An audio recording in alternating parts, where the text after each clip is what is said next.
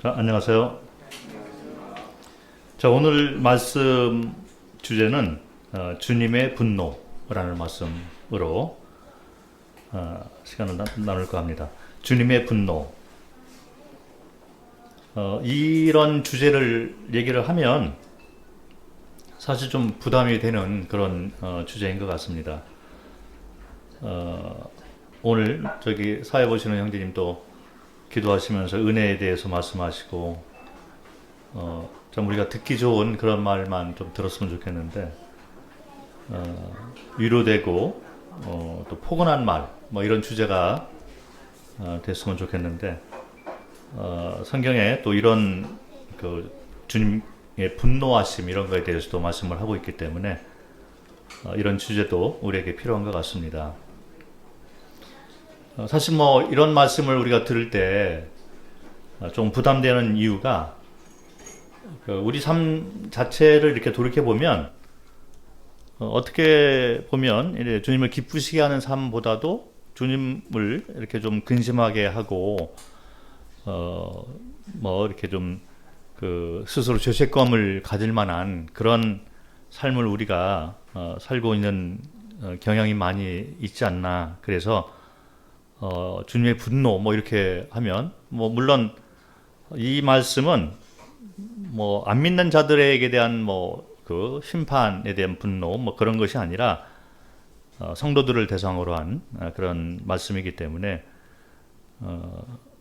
우리가 이런 말씀을 듣고서 조금 마음에 부담이 될 수도 있을 것 같습니다. 그럼에도 불구하고 뭐 특별히 우리가 죄책감에 이렇게 그 쌓여서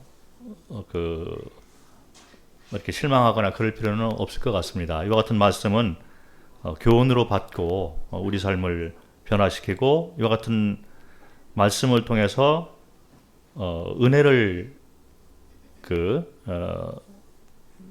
누리고 그 안에 들어가는 그런 하나의 교훈으로 삼으면 좋을 것 같습니다.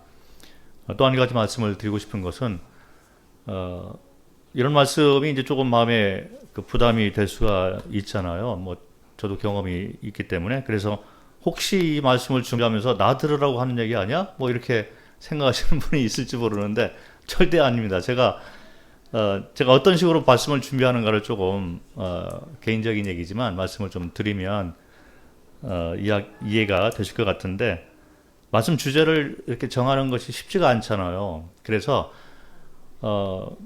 말씀을 준비하는 사람들 입장에서는 어떤 주제가 딱 정해져 있거나 이 순서대로 이 말씀을 준비해서 전하면 사실은 좀 수월하죠. 그런데 이게 그런 뭐 순서대로 이렇게 나가는 것이 아니잖아요. 그래서 제가 태국에서 사역했던 어떤 세월 동안에 이 말씀 노트가 계속 이렇게 있어요. 그래서 그 말씀을 이렇게 돌이켜 보면서 그때마다 이게 이 연도에는 어떤 말씀을 내가 받은 적이 있구나 새롭게 하면서 그런 주제를 가지고 지금의 신앙의 영적 상태에서 새롭게 이제 그거를 업그레이드하고 주께서 주시는 대로 이렇게 해나가고 있어요. 그래서 말씀의 주제는 그런 식으로 제가 영감을 받아서 이제 준비를 한 거기 때문에 오해 없으시기 바랍니다.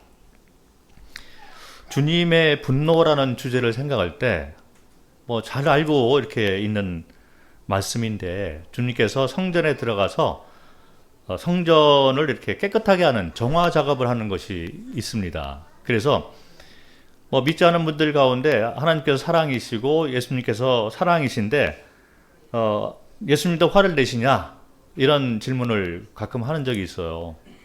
뭐 성도 가운데도 그런 질문을 하시는 분들이 있습니다.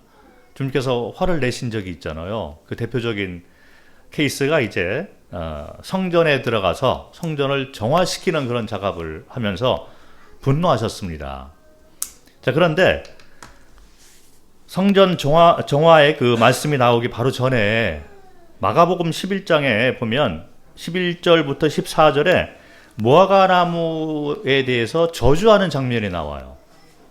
그래서 무화과나무를 저주하는 사건부터 시작을 해서 성전 정화, 그리고 그 밑에 보면 이제 그 산을 옮길 만한 믿음의 기도에 대해서 말씀을 하고 있고, 그리고 그 사람 간의 관계, 그래서 누구를 용서하려면 먼저 하나님 앞에서 내 자신의 어떤 상태가 올바로 되어진 상태에서 또 남을 용서를 해라. 뭐 이런 말씀이 있어서 어떻게 연관되고 어떤 교훈이 있는가를 한번 살펴보도록 하겠습니다. 마가복음 11장을 보도록 하겠습니다. 마가복음 11장 11절부터 25절 말씀을 본문 내용으로 오늘 살펴볼 것인데 연관성이 좀 있는 것 같아서 살펴보도록 하겠습니다. 먼저 11절부터 14절 말씀.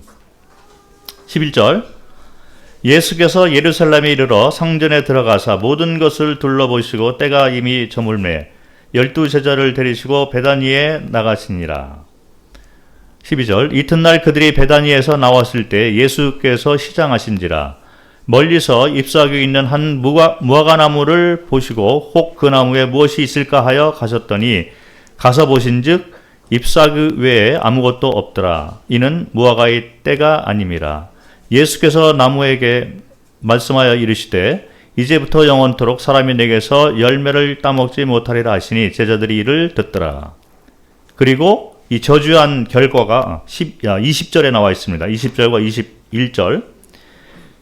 20절, 그들이 아침에 지나갈 때 무화과나무가 뿌리채 바른 것을 보고 베드로가 생각이 나서 여짜오되 랍비여 보소서 저주하신 무화과나무가 말랐나이다. 자, 열매 없는 무화과나무를 보고 예수님께서 이제 나무를 향해서 저주를 내리시는 말씀인데 왜 무화과나무를 저주를 했을까? 이런 의문이 됩니다.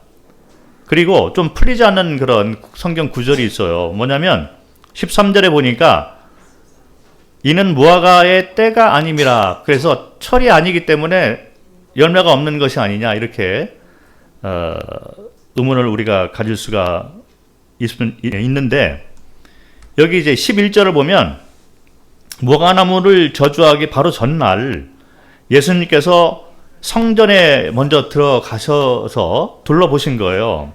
그러면서 성전에서 일어나고 있는 이런 일들을 바라보면서 마음에 너무 애통하는 마음이 계셨을 걸로 생각을 합니다. 그래서 그 결과로 그 다음 날 이제 계획을 가지시고 내가 성전을 깨끗하게 하는 그런 정화 작업을 해야 되겠다. 이런 이제 마음을 가지시고 이제 베다니에서 나와가지고 성전이 있는 예루살렘으로 가고 있는 그 길목에 시장했기 때문에 멀리서 이렇게 무화과나무가 있어서 그 무화과나무에 열매를 이제 따먹기 위해서 접근을 했는데 무화과나무에 잎은 보이는데 잎만 있었지 열매가 없었다는 거예요. 자, 그래서 그걸 보고 이제 저주를 내리셔서 결국 그 뿌리채에게 마른 그런 사건인데 어떻게 보면 무화과의 때가 아니기 때문에 당연히 열매가 없는 건데 왜 저주를 내렸을까 이렇게 생각할 수 있지만 사실은 무화과에 대해서 조금 우리가 연구를 해보면 무화과나무의 잎과 열매는 사실 같이 가야 되는 그런 품종입니다. 그래서 이 무화과나무에 잎이 있다는 얘기는 잎이 나오는 초잎 부분에 열매의 잎싹이 보여야 되는 거예요. 그래서 잎이 자랄수록 이제 열매도 커 나가는 그런 특성을 가지고 있는 것이 이제 무화과나무라고 얘기를 합니다. 그런데 이 나무는 철이 때가 아닌데 잎사귀만 있고 잎은 있는데 열매가 없는 거예요. 자, 이 이유에 대해서는 잘 모르겠습니다. 뭐 제가 그 성경을 봐도 명확하게 나오지 않기 때문에 이유가 어떤 이유가 있는지 모르겠어요. 그런데 중요한 건 뭐냐면 잎이 있는데 열매가 없다는 거죠. 자, 그걸 보고 예수님께서 성전의 이 모습을 기억을 하시면서 위선이다. 이런 경고의 메시지를 하시는 거기 때문에 성전, 이스라엘의 성전 그 상태하고 직접적으로 연관되는 것이 일반적인 해석입니다. 저도 개인적으로 그 해석이 맞다라고 생각을 합니다.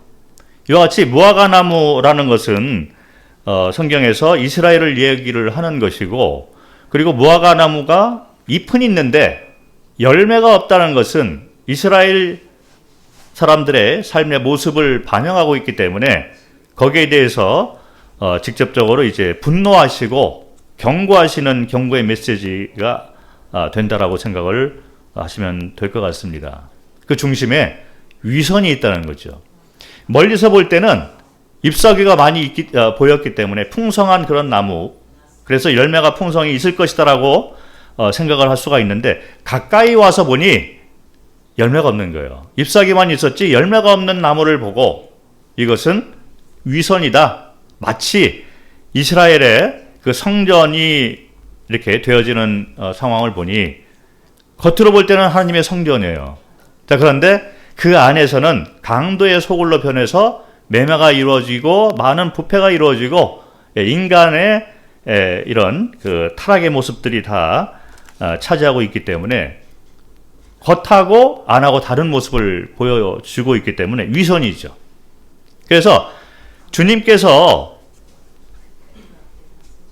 분노하시는 그런 주 원인 가운데 성경에 보면 위선에 대해서 직접적으로 말씀을 많이 하는 걸 볼 수 있습니다. 그래서 바리새인이라든지 사두개인 이런 사람들, 위선자들을 볼 때 책망하시고 아주 심한 말을 이렇게 하는 걸 볼 수 있는데, 성전의 모습이 그런 모습이기 때문에 무화과나무의 이 저주함도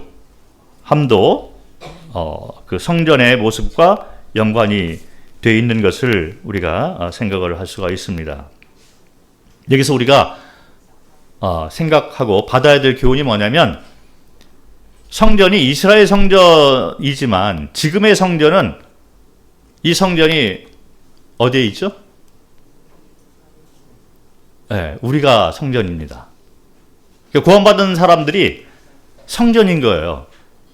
자, 그래서 이스라엘 성전을 향해서 위선이다라고 하면서 주님께서 분노를 일으켰던 그런 말씀들이 오늘 이 시간에 우리 모두에게 해당이 되는 교훈의 말씀으로 들려지고 있다는 것입니다. 그래서 지금 시대는 하나님께서 이 성도의 몸속에 성령으로 들어와 있기 때문에 성전이 이제 이 성도의 몸이 되고 있는데, 자, 각자의 삶의 상태가 어떤지 모르겠습니다. 우리 각자는 우리 마음 상태와 그리고 우리 삶의 모습을 우리 자신들이 알고 있을 걸로 생각이 되어집니다. 그런데 만약 주님께서 우리 마음의 상태와 우리 삶의 모습을 보고 위선이다라고 하면, 자, 무화과나무의 저주, 그리고 이 성전의 정화 작업은 우리 삶 가운데에서도 우리 마음 가운데에서도 일어나야만 된다는 것입니다. 겉으로 볼 때는 크리스찬이죠. 겉으로 볼 때는 주일날 와서 앉아 있습니다. 그렇잖아요? 그런데 그 마음 가운데 속을 들여다보니 열매가 없어요. 만민이 기도하는 하나님의 집, 이것이 성전의 모습이어야 된다고 말씀에서 하고 있는데, 이것을 여기 보면 강도의 소굴로 만들었다. 자, 여기 마가복음 11장 15절부터 읽도록 하겠습니다. 15절부터 성전을 깨끗하게 하는 장면인데, 15절, 그들이 예루살렘에 들어가니라. 예수께서 성전에 들어가서 성전 안에서 매매하는 자들을 내쫓으시며 돈 바꾸는 자들의 상과 비둘기 파는 자들의 의자를 둘러 엎으시며 아무나 물건을 가지고 성전 안으로 다님을 허락하지 아니하시고 이에 가르쳐 이르시되, 기록된 바 내 집은 만민이 기도하는 집이라 칭함을 받으리라고 하지 아니하였느냐. 너희는 강도의 소굴을 만들었도다 하시매, 대제사장들과 서기관들이 듣고 예수를 어떻게 죽일까 하고 꾀하니 이는 무리가 다 그의 교훈을 놀랍게 여김으로 그를 두려워함이러라.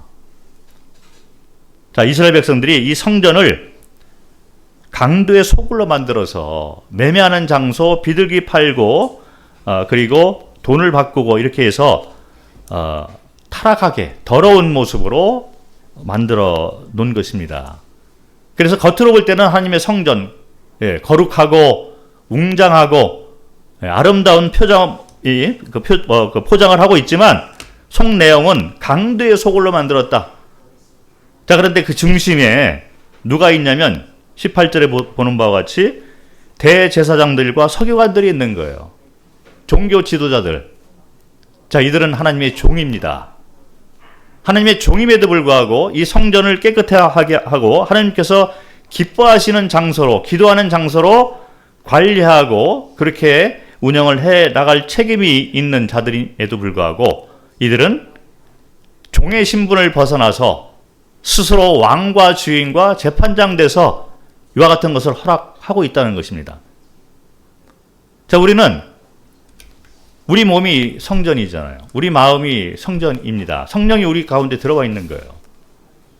믿기지 않을지라도 성경을 보면 그렇게 선포를 하고 있기 때문에 우리 몸 자체가 성전인 것이죠. 그리고 우리는 여기 나와 있는 것처럼 대제사장, 서기관과 같이 종의 신분을 가지고 이 땅에 살아가고 있습니다.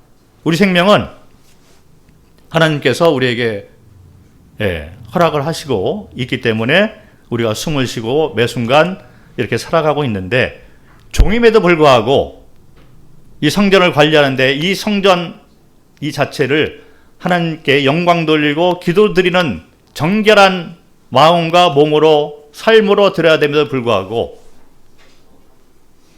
우리 마음 가운데 하나님은 없고 겉모양만 있고 잎사귀가 풍요로운 것처럼 보이는 것처럼 성전이 밖으로 볼 때는 웅장하고 거룩하게 보이는 것처럼 성도라는 모습 그렇게 포장하고 살아가고 있는데 실상 속마음은 세상 걸로 가득 차 있고 세상 사람들이 가지고 있는 그런 타락한 모습 그리고 이 세상의 어떤 탐욕 이런 것만 쫓아가고 있다면 우리는 무화과나무의 저주처럼 또 성전이 이 정화 작업을 주님께서 하시면서 많은 책망을 하셨던 것처럼 그렇게 책망을 받을 그런 사람들이 아닌가 경고의 메시지를 한번 들을 필요가 있는 것 같습니다.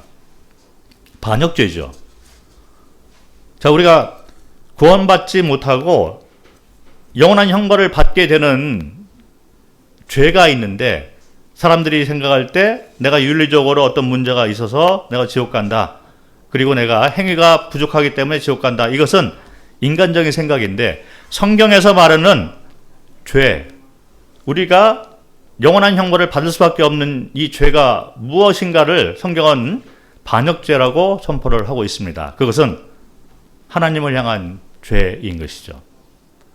우리가 스스로 주인되고 왕되고 재판장 돼서 선과의 기준을 우리 스스로 정해서 살고 있는 거예요. 내가 이렇게 생각할 때 이게 맞아.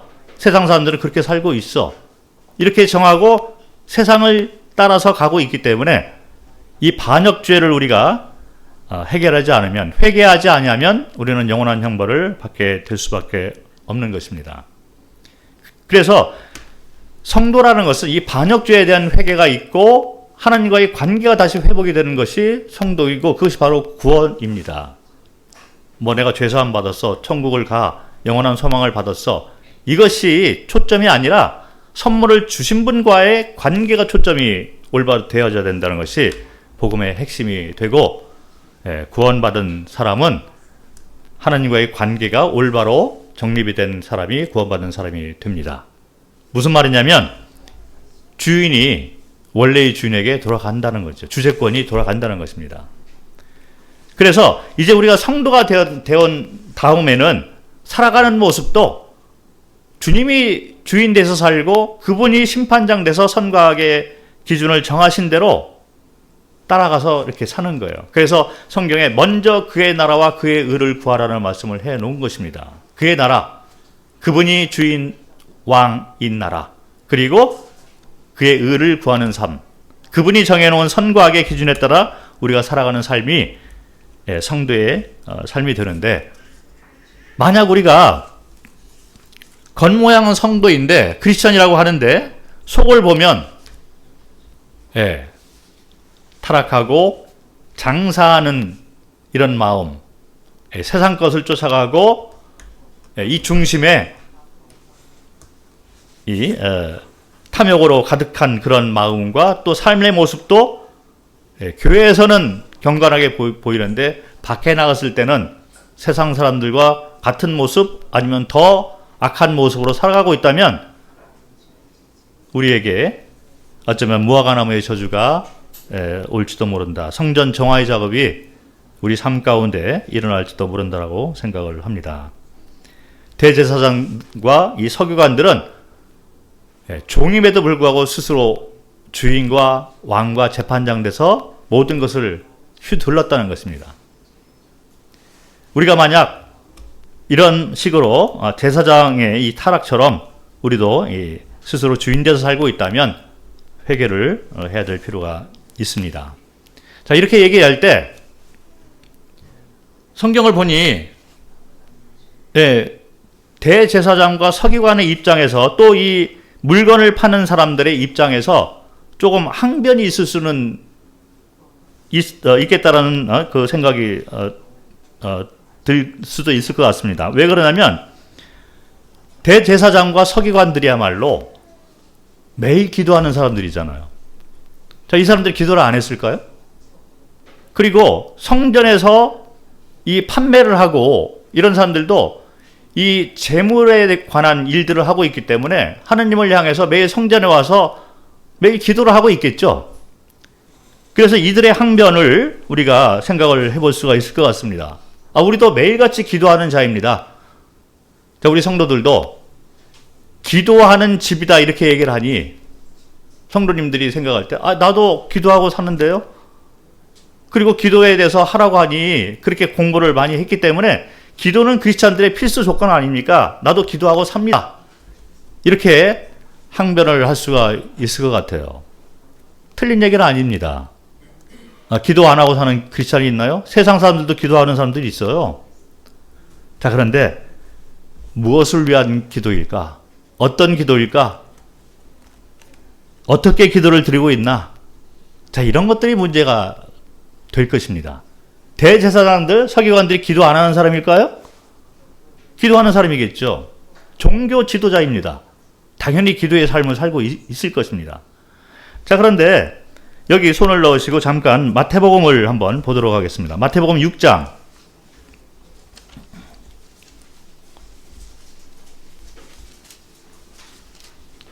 마태복음 6장 5절을 보면 또 너희는 기도할 때 외식하는 자와 같이 하지 말라. 그들은 사람에게 보이려고 회당과 큰 거리 어귀에 서서 기도하기를 좋아하느니라. 내가 진실로 너에게 이르노니 그들은 자기 상을 이미 받았느니라.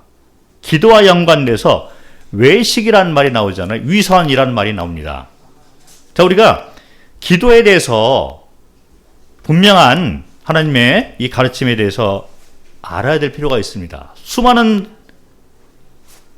성도들이 기도에 대해서 잘못 알고 있는 경우가 많이 있는 것 같아요. 그리고 너무 혼란스러워가지고 기도에서 내가 공부를 많이 하고 싶고 기도에 대해서 이렇게 투자를 많이 해서 책도 읽고 뭐 기도의 삶을 살고 하루에 몇 시간씩 기도하는 이런 모습을 가지고 있는 분도 있어요. 이 틀린 얘기가 아니라 뭐 그렇게 하는 것이 필요합니다. 그런데 주님께서 원하시는 기도가 무엇인가? 그 핵심을 딱 잡고 있으면 우리는 율법적인 기도나 외식적인 기도에서 벗어나 은혜 가운데 들어가는 믿음의 기도, 풍요로운 기도로 갈 수가 있다는 것이죠. 그 기도가 올바로 되어져야지 주님께서 원하시는 합당한 기도가 됩니다. 합당한 기도가 무엇인가는 주님께서 주 기도문을 통해서 가르쳐 주셨어요.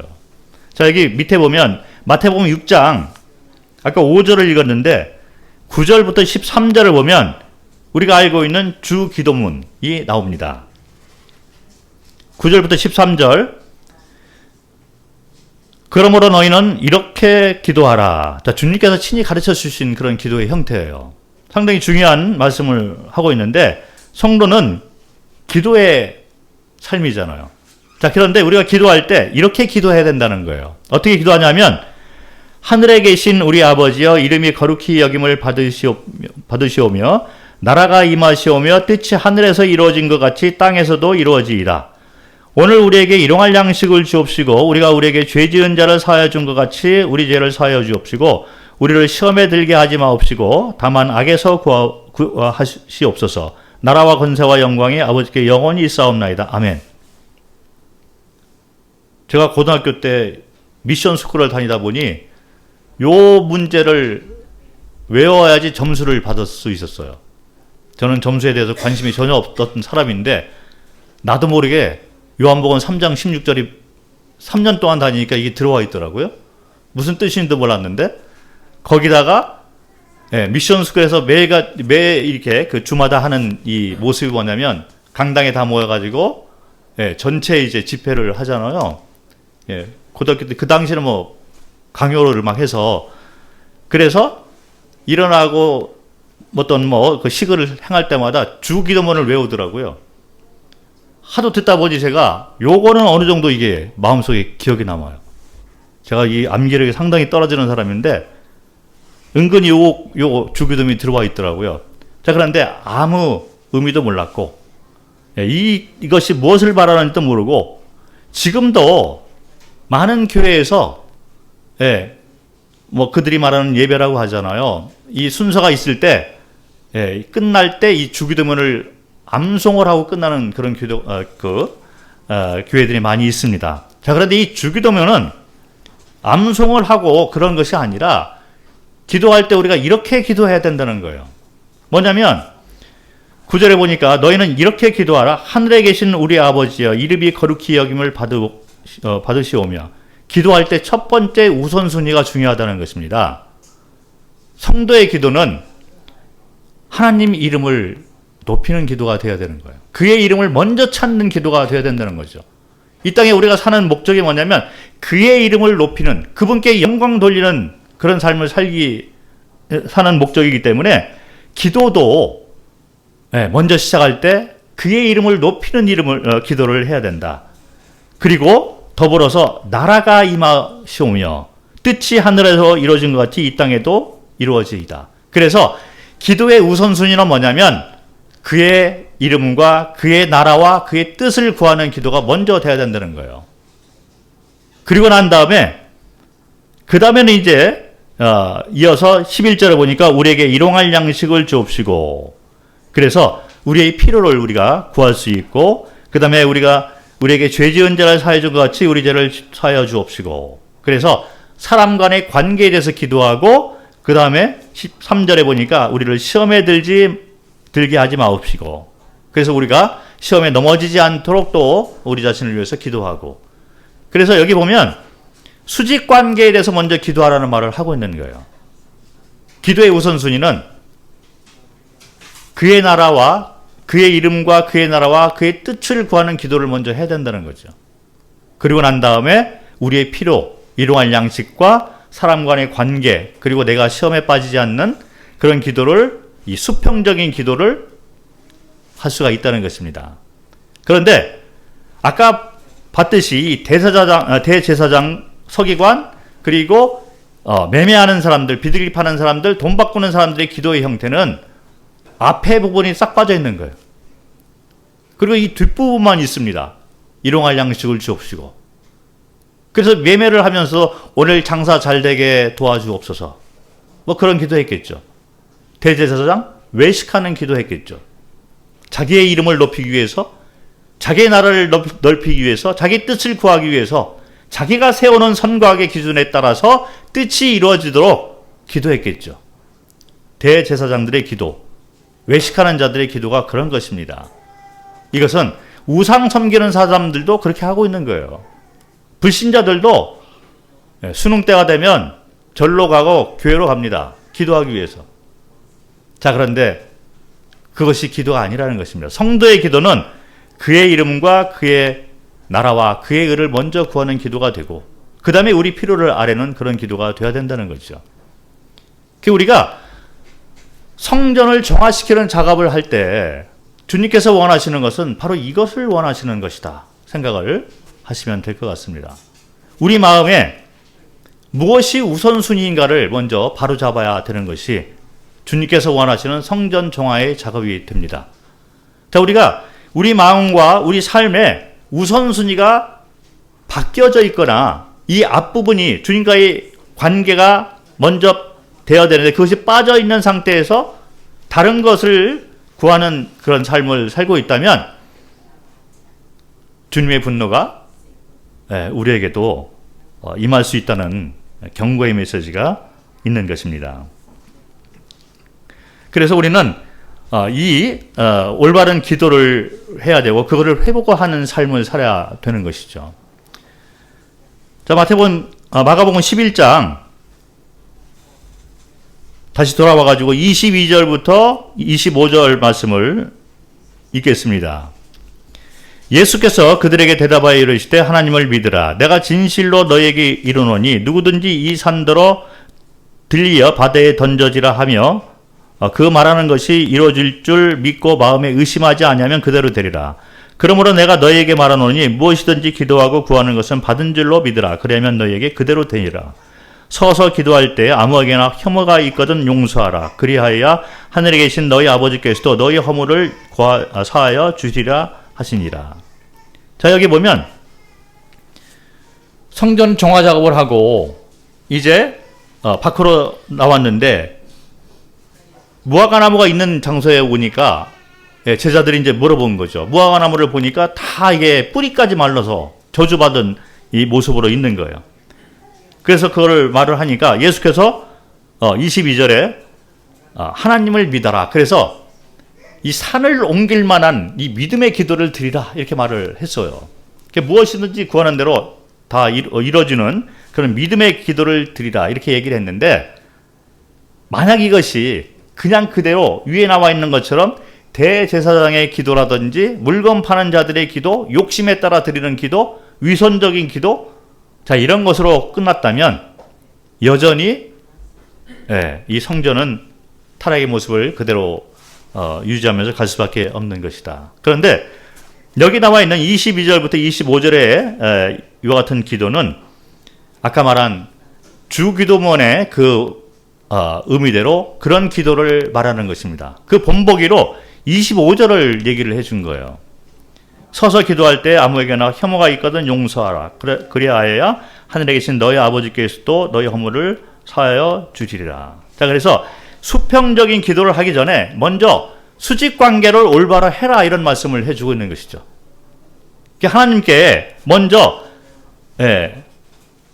본인 자신을 내어놓고 주인을 주인으로 모시는 그런 올바른 상태.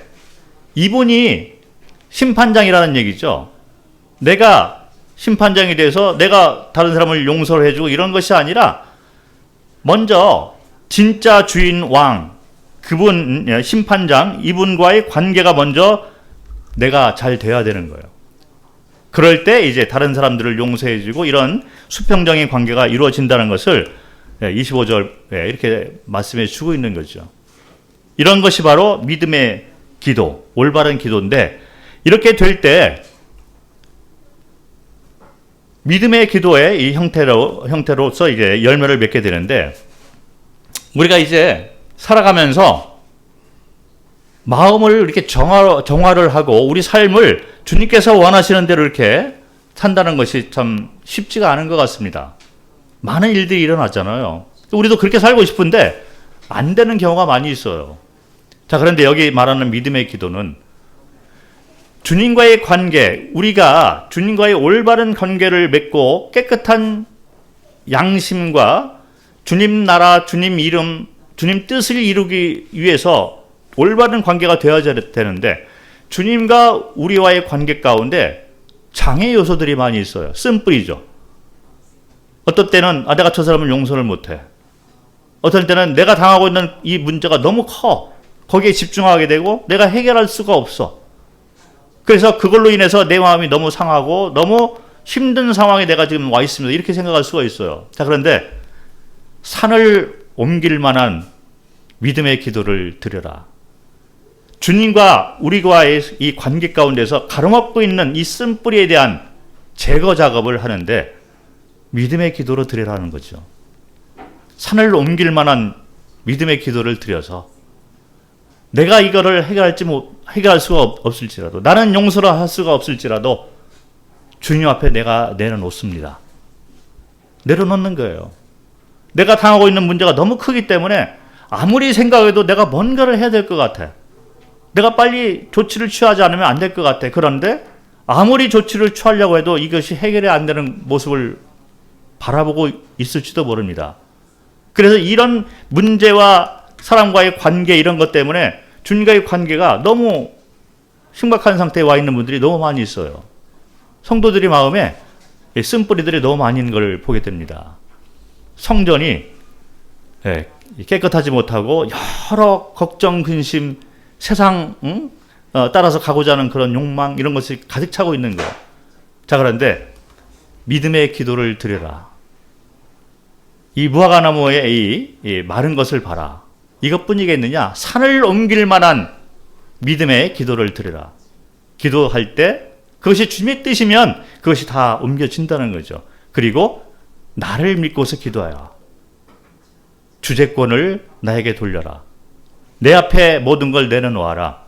내가 정한 선과 악의 기준대로 살아봐라. 내가 너에게 응답하리라. 그 말씀을 믿고 가는 거죠. 자, 그런데 우리가 또 한 가지 좀 봐야 될 부분이 있습니다. 여기 무화과나무가 이렇게 저주를 받아서 말랐잖아요. 자, 무화과나무는 이스라엘을 상징합니다.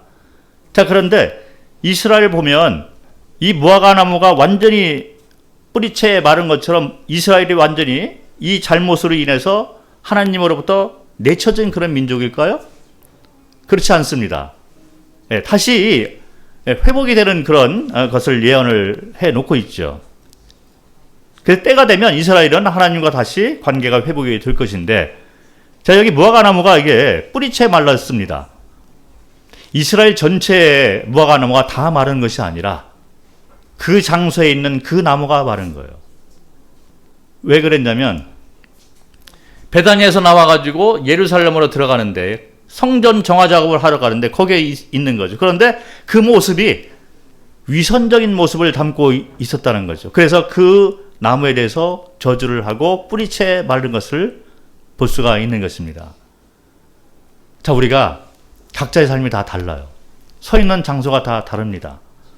어떤 사람은 학교에 학생으로 있고, 어떤 사람은 직장에서 직장인으로 있고, 사업을 하는 사람도 있고, 다양한 모습으로 그 장소에서 살아가고 있는 거예요. 그 환경을 주님께서 주셨는데, 이 베다니에서 나와가지고 예루살렘으로 가는 그 길목에 서 있는 이 무화과나무처럼 만약 뿌리만 있고 열매가 없는 나무로 그 장소에 서 있다면 그 장소에 있는 나무를 저주를 해서 말라가게 한다는 거죠. 자, 우리가 학생인데 만약 학교 생활을 하면서 우리 마음에 주님의 이름과 주님 나라와 그의 뜻을 이루는 그 삶의 우선순위가 없다면, 그리고 세상 사람들처럼 매매나 탐욕이나 이런 것을 쫓아서 가고 있는 그런 삶을 살고 있다면 그 장소에 있는 나무는 주님의 분노를 사게 될 수밖에 없다는 것입니다. 그래서 우리를 안 쓰는 그런 삶이 될 것입니다. 어떤 사람은 사업을 하는데, 어떤 사람은 직장을 다니는데 그 직장과 그 사업을 그 장소에 우리에게 허락하신 이유가 있을 것입니다. 이 무화과나무가 거기에 서 있었던 그 목적처럼. 자, 그런데 그 곳에 있을 때 위선의 삶을 살고 있다면 다른 사람들이 크리스찬인지 모르고, 우리는 성전인데도 그 성전이 탐욕으로 가득하고 세상 사람들이 추구하는 대로 그냥 추구하면서 살고 있는 그런 모습을 하고 있다면 그 장소에 있는 무화과나무는 말라 비틀어지는 것입니다. 열매가 없는 위선적인 삶을 살고 있기 때문에 그 나무에 대해서 주님이 분노하시고 저주를 내리신다는 거죠.